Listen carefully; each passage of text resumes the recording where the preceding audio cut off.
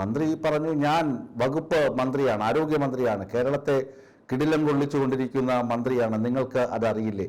അവിടെ ഇരുന്ന ബീഹാറി സ്വദേശിയായ ഉദ്യോഗസ്ഥയ്ക്ക് ഇത് വല്ലതും അറിയാം. ബീഹാർ ഉദ്യോഗസ്ഥ പറഞ്ഞു, നിങ്ങൾ ആരാണെന്ന് എനിക്കറിയില്ല, നിങ്ങളുടെ ദേഹപരിശോധന നടത്തണം, അത് റുട്ടീൻ ചെക്കപ്പ് എല്ലാവർക്കും ഉള്ളതാണ്, അത് ചെയ്യണം, നിങ്ങളുടെ ബാഗും പരിശോധിക്കണം.